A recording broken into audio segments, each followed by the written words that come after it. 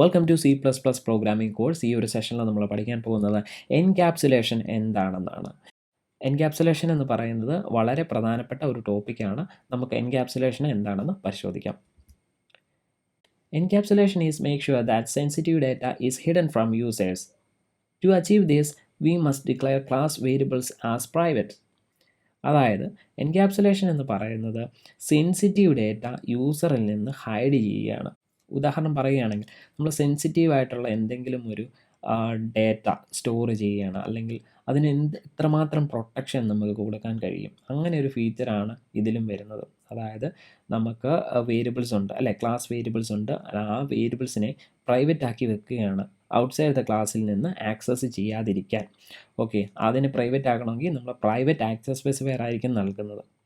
Okay, അപ്പോൾ ഇതിനെ നിങ്ങൾ ചിന്തിക്കും, ഇതിനെ എങ്ങനെ നമ്മൾ ആക്സസ് ചെയ്യുന്നത്.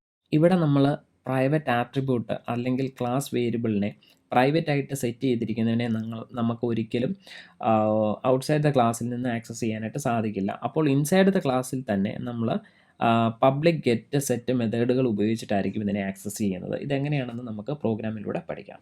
ഇവിടെ നമുക്കൊരു ക്ലാസ് ക്രിയേറ്റ് ചെയ്യാം. ക്ലാസ് സ്കൂള് എന്ന് പറയുന്ന ഒരു ക്ലാസ്സാണ് ഞാനിവിടെ ക്രിയേറ്റ് ചെയ്യുന്നത്. ഇതിൽ പ്രൈവറ്റ് ആയിട്ട് 2 ഡേറ്റ മെമ്പേഴ്സുകളെ നമ്മൾ ക്രിയേറ്റ് ചെയ്യുകയാണ്, മാർക്ക് 1, മാർക്ക് 2. അതിനുശേഷം ഒരു പബ്ലിക് ആക്സസ് സ്പെസിഫയർ ഞാൻ ക്രിയേറ്റ് ചെയ്യുന്നു. അതിനുശേഷം വോയിഡ് സെറ്റ് മാർക്സ് എന്ന് പറയുന്ന ഒരു മെത്തേഡ് ക്രിയേറ്റ് ചെയ്യുന്നു. ഒരു മെമ്പർ ഫംഗ്ഷനാണ്. അതിൻ്റെ ഡെഫിനിഷൻ ഞാൻ ക്ലാസ്സിനുള്ളിൽ തന്നെയാണ് നൽകുന്നത്. ഇൻറ്റ് M1 M2 2 മാർക്കുകൾ റീഡ് ചെയ്യാൻ വേണ്ടിയുള്ളതാണിത്.